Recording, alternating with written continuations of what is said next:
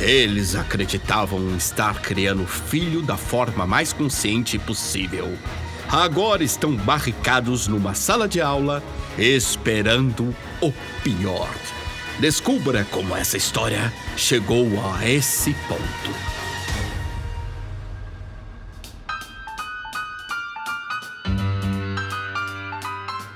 Bem-vindos ao Seu Elias Show, o canal onde as melhores histórias ganham voz. Se você também tem uma história que merece ser narrada aqui, escreva para seueliashow@gmail.com.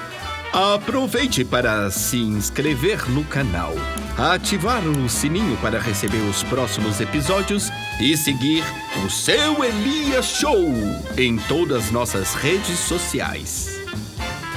Agora prepare-se, porque esta história está só começando.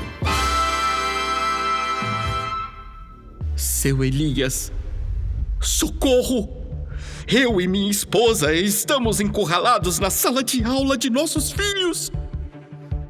Não sabemos quanto tempo vamos resistir. Se o senhor estivesse aqui, ouviria os sons aterrorizantes vindos do corredor. O sensato seria pegar uma arma ou qualquer objeto para nos defender dos monstros que estão lá fora. Mas, como pais de alunos da escola Waldorf, uma alternativa na educação e adeptos da antroposofia, antes preciso contextualizar os hábitos das crianças fora do ambiente escolar. Não podemos cair em interpretações reducionistas dos fatos. O viés de confirmação é mais importante que nossas vidas nesse momento. Também não consegui pedir ajuda no grupo de WhatsApp da escola. Estão ocupados demais trocando vídeos e debatendo pela 100ª vez os malefícios das telas na vida das crianças. Por isso, escrevemos ao Senhor. Alerte a humanidade sobre esse mal encarnado chamado Bento e Aurora, nossos filhos. Não sabemos como chegamos a esse ponto. Fizemos as professoras terapeutas dos nossos traumas, enquanto outros pais simplesmente colocavam os filhos em escolas convencionais, onde as crianças são obrigadas a aprender a ler aos 7 anos. Um verdadeiro terrorismo infantil. Então descobrimos o curso Criança Hiperativa, Criança Feliz. Passamos a criar nossos filhos como a natureza quis. Sem remédios, sem castigos, sem limites. Apenas criatividade e liberdade. A hiperatividade passaria sozinha. A dislexia da Aurora também. Bastava adiar a alfabetização, reforçar a homeopatia e confiar na pedagogia da Waldorf. Deu certo. Hoje ela fala outras línguas. Está nesse momento lá fora, proferindo ameaças em alemão. Temos um misto de orgulho e medo. Seu Elias, seguimos todo o protocolo. Tiramos doces, participamos de todas as reuniões e fizemos aquela maldita mochila de couro. Nunca forçamos nossos filhos a nada.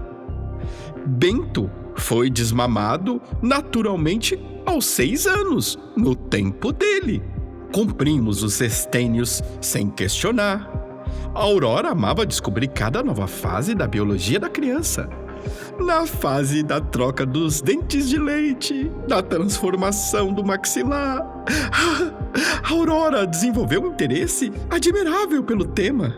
Com a ajuda da professora, a Aurora começou a medir o próprio crânio, depois dos pais, depois dos colegas, e registrava tudo no caderninho dela em desenhos coloridos. Achamos bonito vê-la tão dedicada. Mais tarde, quando aprendeu a escrever, apenas trocou as cores pelas palavras aptos e não hábitos. nunca perguntamos: aptos para quê? Algumas descobertas precisam amadurecer no tempo da criança, como as atividades de organização motora, a habilidade fina e a coordenação do corpo astral e etéreo, cuja existência a ciência insiste em não compreender. Também nunca fomos passivos, seu Elias. Questionávamos quando era necessário. Certa professora resolveu desestabilizar as aulas de música barroca do Bento. Em vez de aprofundar Bach e o violino, apareceu com um instrumento de percussão dizendo que existia outras possibilidades rítmicas além da tradição europeia. Não satisfeita, ainda interrompeu a biografia dos santos para falar de orixás. Não era uma aula de religião, não, seu Elias, mas de formação moral. Que contribuição ética Ogum poderia oferecer ao lado de São Jorge? Em respeito ao projeto pedagógico, nós e outros pais conseguimos afastá-la antes que causasse mais confusão. Está certo que um pai, acho que uns 2, 3, uns 4, se exaltaram e hoje pagamos um processo injusto por racismo. Azar dela. Quem perde a inclusão? E a Aurora nos tinha alertado há tempos que ela não era apta. Tinha um crânio irregular. As coisas foram acontecendo, seu Elias, sempre no tempo da criança. Vieram primeiro as fábulas, tão importantes para construir as ideias éticas dos pequenos. Começamos pelos contos tradicionais, João e Maria. Com isso, aprenderam que o abandono dos pais podem ser uma grande oportunidade de amadurecimento, desde que haja uma bruxa para ser empurrada ao forno no final. Rapunzel compreendeu os benefícios pedagógicos do isolamento prolongado. A Bela Adormecida nos mostrou que o amor verdadeiro não costuma esperar autorização. Tudo muito simbólico. Quando crescer um pouco, passamos ao Antigo Testamento, porque a alma infantil já estava preparada para imagens mais profundas. Abraão, quase sacrificando o próprio filho, ensinava confiança. Ló revelava a importância dos laços familiares, mesmo quando a família parecia interpretar mal a proposta, acabando virando sal. Noé mostrava que Deus ama igualmente toda a humanidade, depois de resolver afogar quase toda ela. E Moisés ensinava que devemos amar o próximo, desde que o próximo não adorasse outro Deus. As professoras explicavam que as crianças não escutavam a violência da história, apenas o arquétipo. Ficamos aliviados. Bento, pelo menos, nunca mais perguntou por que Deus precisava matar tanta gente.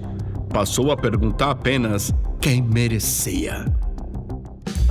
E você, querido ouvinte, já deu like no canal? Já se inscreveu? Já bateu na sineta? E se está ouvindo acaso no YouTube, a gente também está no Instagram e no Spotify. Siga a gente! Confesso que nos assustamos um pouquinho, mas essa inquietação passou quando chegaram os contos nórdicos, os vikings, Thor, Odin. A Aurora se cantou imediatamente. Passou a ouvir a ópera O Anel do Nibelungo o dia inteiro e dizia que seu criador Wagner organizava os pensamentos como nenhum outro compositor. Achamos excessivo quando começou a obrigar o Bento a escutar também. Mas ela explicava com uma maturidade impressionante para a idade que aquilo moldava o caráter, fortalecia o espírito e tornava as pessoas naturalmente mais elevadas. Dizia que certos povos já sabiam disso havia muito tempo. nunca fomos de contrariar os interesses da criança. E somando com o estudo da Roma Antiga, a Aurora entrou na adolescência desenvolvendo uma autonomia admirável e um raro senso de disciplina. Seu Elias! Era emocionante acompanhar as marchas romanas. Tudo muito lúdico. Logo nas primeiras semanas, ela foi escolhida para o papel de César. Uma liderança que exerceu com uma naturalidade impressionante. A brincadeira deveria terminar no fim da aula, mas a Aurora resolveu prolongar a experiência pedagógica. Durante os dias, os colegas precisavam interromper qualquer conversa quando ela passava a alinhar-se corretamente e saudá-la com o braço erguido, como, segundo ela, fazia os antigos. As professoras acharam bonito ver uma criança tão comprometida com o texto histórico. E nós, pais orgulhosos, quando ela gritava citações históricas em latim: credere, obediere, combatere. Seu interesse histórico era impressionante. Dizia com certa tristeza que Rudolf Steiner, o criador da Waldorf, havia morrido cedo demais. Comentava que teria sido interessante vê-lo atravessar a Alemanha dos anos 30 e acompanhar o amadurecimento de algumas de suas ideias da antroposofia sobre os diferentes estágios de desenvolvimento espiritual dos povos. Confesso que nunca soubemos de onde ela tirava essas associações. Foi então, seu Elias, que a escola nos chamou para uma conversa. Disseram que a Aurora vinha apresentando alguns probleminhas. Estava respondona, autoritária com as professoras. Dizia que não recebia ordens de ninguém e quando lhe pediam qualquer coisa, respondia sempre do mesmo jeito. Nai. Mas o episódio que realmente nos preocupou aconteceu numa roda de conversa dos amiguinhos de nossa filha. A Aurora disse que um influenciador havia sido injustiçado. Que ninguém deveria ser cancelado apenas por defender a existência de um determinado partido político no Brasil só porque deu ruim na Europa. Ficamos horrorizados. Explicamos imediatamente à professora que não sabíamos onde a Aurora teve acesso à tela de celular. Que vergonha, seu Elias! Isso provavelmente vai para a nossa ficha escolar como pais descuidados. Que vergonha! E não parava por aí. Seu Elias. Relataram que Aurora e Bento disseram que precisavam de um espaço mais adequado para as brincadeiras. As professoras ficaram felizes em vê-los colocando em prática tudo o que aprenderam nas aulas de carpintaria.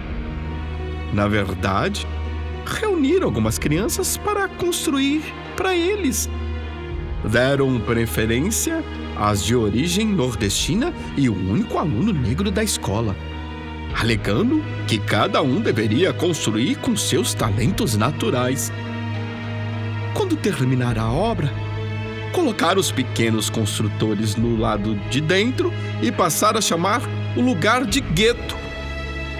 A pedagoga responsável disse que aquilo devia ser alguma expressão do funk. Funk, seu Elias? Funk dentro da escola Waldorf? Na mesma hora soubemos de quem era a influência. Era daquela professora, a do crânio torto. As crianças que eram um pouco maiores, aquelas que já amarravam os próprios sapatos e prendiam os panos na cintura, ficaram responsáveis por vigiar o espaço. Diziam apenas que estavam cumprindo ordens e cantavam repetidamente. 5 ratinhos dançavam em roda, bem quietinhos. Veio o gatinho pela esquina. Sumiu os ratinhos. Foi nesse momento que a escola nos chamou. A diretora, muito preparada, explicou que não havia motivo para dramatizar. Aplicaria a pedagogia de emergência, criada em 2006 justamente para situações de conflito. Disse que esse tipo de abordagem havia sido utilizado em diversos lugares no mundo e que o importante era acolher todos os envolvidos. Afinal, quem construiu o gueto também precisa ser ouvido. Quem foi colocado lá dentro precisaria compreender que alimentar ressentimentos não contribuiria para a cura coletiva. E foi por isso que viemos, seu Elias. A atividade nem havia começado quando uma professora surgiu correndo pelo corredor, completamente desesperada. Dizia apenas que as crianças estavam fora de controle. A diretora tentou manter a compostura e seguiu rapidamente para o pátio. Nós acompanhamos tudo pela janela da sala. A Aurora estava em pé sobre uma estrutura de madeira, daquelas que ela mesma ajudou a construir. Ao seu redor, outras crianças erguiam estandartes cuidadosamente entalhados e pintados durante as aulas de trabalhos manuais. E as professoras permaneciam reunidas num canto. Imagino que fosse o cantinho do pensamento. Nunca vimos refletir com tanta intensidade. Bento estava lá. Passava em revista cada criança com uma seriedade que nos encheu de orgulho. Ai, como esse nosso menino havia crescido! A diretora mal conseguiu se aproximar. Em poucos segundos já estava cercada. Foi então que a Aurora olhou em nossa direção. Nossos olhos se cruzaram. Ela apenas fez um gesto com a mão. Bastou. Algumas crianças se desprenderam da formação e começaram a caminhar em nossa direção. Foi quando corremos para esta sala de aula e nos trancamos aqui. Ah, seu Elias, não sei quanto tempo vamos resistir. Erguemos um móvel cheio de brinquedos de madeira, panos coloridos, pinhas, galhos, pedras e objetos que estimulam a imaginação por não terem função definida. Foi uma barricada esteticamente impecável, integrada à natureza e respeitosa com processos. Ai, mais frágil, e logo seremos as próximas vítimas. Por isso escrevemos a você. Alerte a humanidade. Acho que esse é só o começo. Como é uma educação que compartilha uma identidade pedagógica bastante forte e existe uma troca constante de experiências entre suas unidades com um currículo de referência europeia, logo essa ideia vai se espalhar para outras escolas. É assim, o que dá certo em uma, a outra quer fazer igualzinha. Sem senso crítico nenhum. Meu Deus, seu Elias, ligar o forno da cozinha. E pensando aqui, tomara que seja para queimar nossos corpos. Odiaria ter que provar mais uma vez um pão feito por essas crianças. É ruim demais.